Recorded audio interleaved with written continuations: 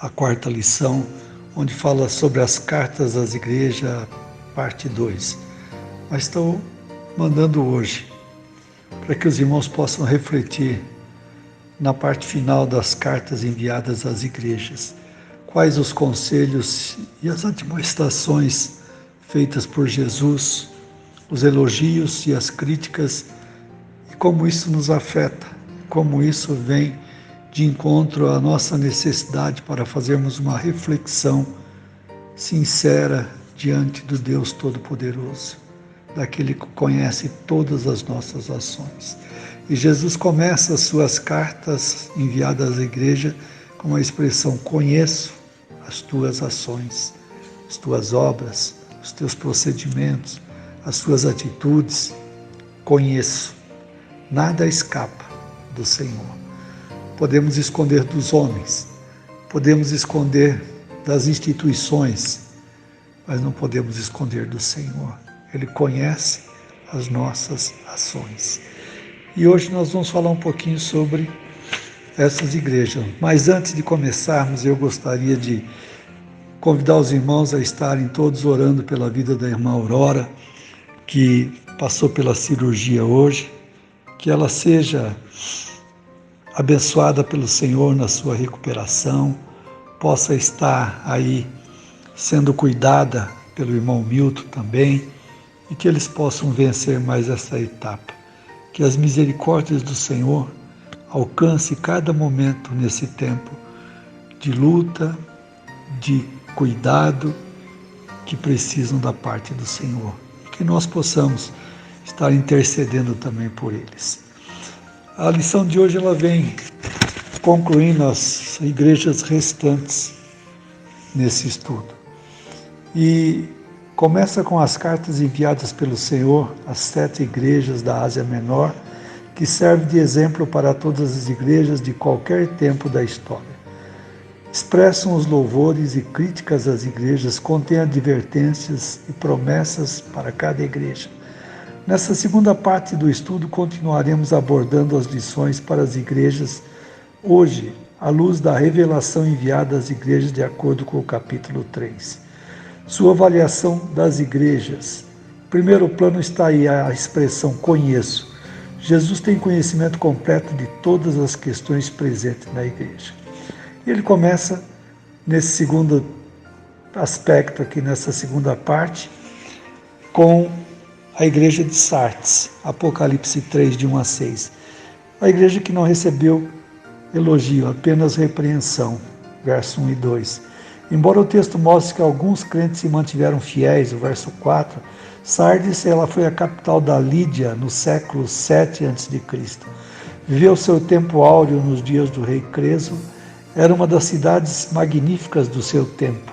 Situada no alto da colina, rodeada com fortes muros, sentia-se imbatível. Seus soldados e habitantes pensavam que jamais cairiam nas mãos dos inimigos. Eram orgulhosos, arrogantes, autoconfiantes. A igreja de Sardes era vista como de boa reputação. Parecia viva porque era atuante e bem-sucedida, mas logo é mostrada a declaração de que os crentes viviam de aparência. Apesar de ter a reputação de uma igreja forte e ativa, aquela congregação já estava quase morta. Sardes, muitos se afastaram da vida de santidade, embora houvesse algumas pessoas que permaneceram fiéis a Cristo. Crentes verdadeiros não se contaminam com o mundo. Suas obras expressam sua integridade diante de Deus. Suas vestes estão manchadas pelo pecado na igreja de Sardes. Jesus se apresenta à igreja como aquele que tem os 7 Espíritos de Deus, aquele que tem as 7 estrelas e declara sua autoridade divina sobre a igreja e seus líderes. É bom observar que 7 no Apocalipse tem sentido de perfeição. Jesus revela que ele é o agente do reavivamento. Ele pode trazer reavivamento para a igreja por 2 razões. Ele é o dono da igreja. Ele tem as 7 estrelas na sua mão, uma referência aos pastores da igreja, mas também significa que a igreja pertence a ele. Jesus é que controla tudo, é ele quem reaviva a igreja por meio do Espírito.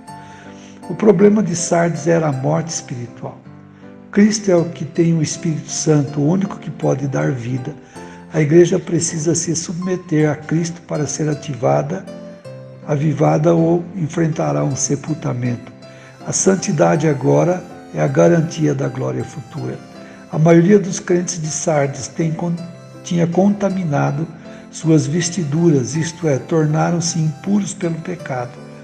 E a palavra de Deus diz que sem a santificação ninguém verá o Senhor. Isso nos faz um alerta. Isso nos faz repensar o nosso modo de viver com Cristo. Qual é a nossa posição? Como a igreja que nós pertencemos hoje tem agido nesse tempo, quando nós olhamos para os exemplos do passado, para os ensinamentos contidos na palavra de Deus? Qual é a nossa atitude? Qual é a nossa contribuição dentro de uma comunidade espiritual que tem Jesus como Senhor? Nós contribuímos para a harmonia, para a paz, para a alegria, ou causamos dissensões? Ou queremos impor nossos pontos de vistas e sermos uma igreja morta? Nós precisamos olhar para exemplo que vale a pena. E aí nós podemos olhar para a igreja de Filadélfia. Apocalipse capítulo 3, versos 7 a 13. Uma igreja que agradou o Senhor. Embora tivesse pouca força, isto é, fosse pequena, com poucos recursos e pouca influência, apesar das limitações materiais, havia se mostrado forte. Filadélfia era a mais jovem das 7 cidades. Segundo o estudo, foi fundada por colonos provenientes de Pérgamo sob o reinado de Átalo II, nos anos 159 a 139 a.C. Situada estrategicamente, era a principal rota do correio imperial de Roma para o Oriente. A cidade era chamada a Porta do Oriente. A igreja de Filadélfia agradou o Senhor. O Senhor revela que na igreja o relacionamento prioritário era entre ele e a sua igreja. E a igreja deu testemunho dessa relação espiritual que a fez ser conhecida por sua obra missionária. Jesus se apresentou à igreja com 3 títulos. Primeiro, aquele que é santo. Segundo, aquele que é verdadeiro. Terceiro, aquele que tem a chave de Davi. Chave significa ter o controle de tudo. Para esse tipo de igreja, Jesus coloca a porta aberta, que é a garantia de relacionamento e comunhão com o Senhor. É também o símbolo da entrada no reino do céu. Além disso, Jesus afirma no texto que os inimigos do reino saberão do amor de Jesus pela igreja. A igreja que recebeu a promessa de ser coluna no templo do meu Deus, conforme os versos 12 do capítulo 3. Igreja, o nome de Deus, o nome da cidade do meu Deus, um novo nome. Jesus tem a chave de Davi, a chave da salvação e da evangelização. Ninguém pode entrar quando ele fecha, isto é, Cristo é quem tem a chave e abre porta. Se a porta é símbolo da oportunidade da igreja, a chave é símbolo da autoridade de Cristo. Então nós precisamos olhar para essa igreja. Uma igreja simples, uma igreja não pomposa, uma igreja que reconhece que todos são iguais, que não há maior nem menor. Diante de Deus, todos nós somos do mesmo tamanho, da mesma posição, com os mesmos cuidados. Não importa aquilo que nós temos, o que somos, importa que nós somos diante do Senhor. Uma igreja como Filadélfia, uma igreja aprovada por Deus, uma igreja que o Senhor acolheu de todo o coração. Gostaríamos que nós pudéssemos também ter essa mesma visão da parte de Jesus, onde fosse uma igreja que não houvesse rusgas, que não houvesse dissensões, mas que fosse uma igreja que fizesse a diferença no nosso tempo, onde estamos. E aí vem Laodiceia, capítulo 3, versos 14 a 22. Esta igreja não recebeu um elogio sequer, era uma igreja rica. Participava da riqueza e da prosperidade da cidade. mas espiritualmente era pobre. A cidade de Laodiceia foi fundada em 250 a.C. por Antíoco da Síria. Ficava no meio das grandes rotas comerciais. William Hendrickson diz que Laodiceia era o lar dos milionários. Era cidade de banqueiros, de transações comerciais.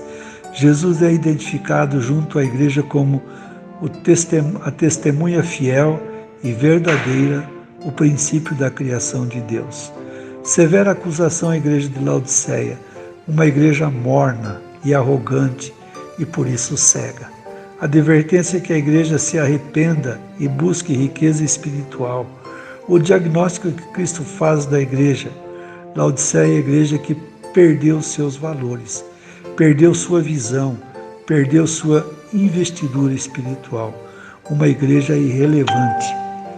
Conheço as tuas obras, eis que não és frio nem quente, antes fosse frio ou quente. Assim, porque tu és morno e não és nem quente nem frio, estou pronto a vomitar-te da minha boca. Apocalipse 3, 15 e 16. Uma séria advertência. Algo que precisa ser levado em conta. Precisamos ser aquilo que o Senhor quer que sejamos. Porque se desviarmos o foco, se ficarmos em picuinha dentro do nosso próprio mundo, não atingiremos os objetivos dados pelo Senhor. Não queremos ser mornos nesse tempo, mas seremos ser ativos.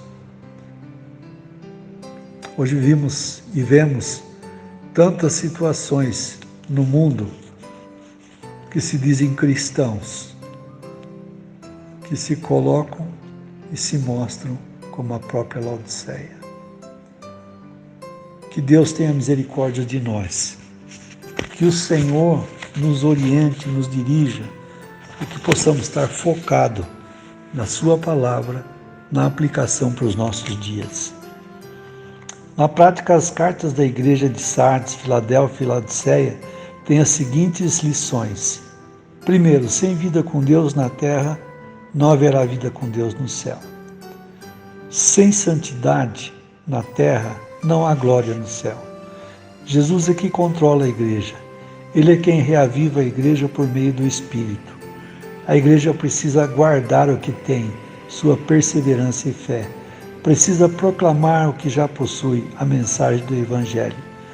Jesus garante que o vencedor será coluna no templo de Deus. Colunas firmes e sólidas, que os terremotos e das circunstâncias terrestres não podem abalar. Jesus promete que o vencedor terá gravado na sua vida um novo nome. O exemplo de Laodiceia fica claro que o texto fala de uma igreja em que Cristo, o Senhor da igreja, está do lado de fora. A igreja não tem comunhão com Ele. Cristo faz um apelo pessoal. Ele coloca-se em frente da porta da igreja e ele bate. O convite é para um relacionamento pessoal com Cristo. Precisamos aceitar esse convite, não negligenciar, porque nós queremos fazer parte e ser coluna no templo de Deus. Por isso ele conclui as cartas com a expressão: quem tem ouvido, ouça o que o Espírito diz às igrejas.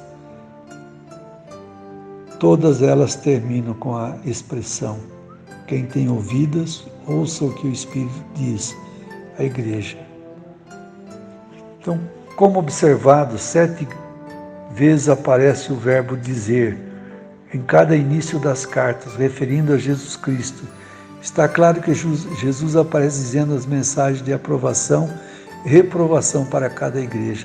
Logo, a expressão quem tem ouvido, ouça o que o Espírito diz à igreja pode ser uma referência ao Cordeiro Jesus, o Salvador.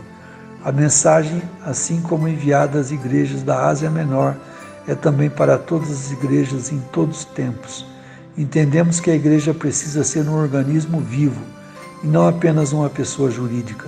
Líderes e igrejas na atualidade precisam resgatar a capacidade de ouvir o que o Espírito continua dizendo à igreja.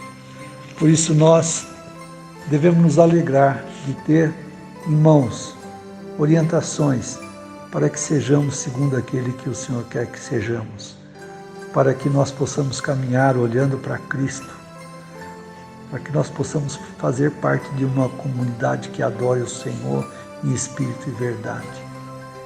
E por isso nós concluímos essa primeira fase do livro de Apocalipse com a mensagem dirigida às 7 igrejas. E a conclusão foi muito bem passada a nós pela irmã Heloísa. Eu louvo a Deus pela vida da irmã, que nos deu a conclusão de todo o assunto, conforme ela já publicou. E que cada um de nós possa estar atento, possamos meditar nisso, orar ao Senhor, orar pela igreja, para que sejamos igreja como a igreja de Filadélfia, uma igreja que foi aprovada pelo Senhor. Que a graça e a paz seja com todos durante essa semana e que no próximo sábado os irmãos possam estar recebendo a 5ª lição, onde vem falando sobre já um assunto mais profundo também, o início da visão, baseado no capítulo 5, no capítulo 4 de Apocalipse, tendo como textuário o capítulo 4, verso 11. Que os irmãos já possam dar uma pesquisada, possam dar uma estudada, para que a gente possa depois fazer uma avaliação em conjunto. Que Deus abençoe a todos e uma boa semana.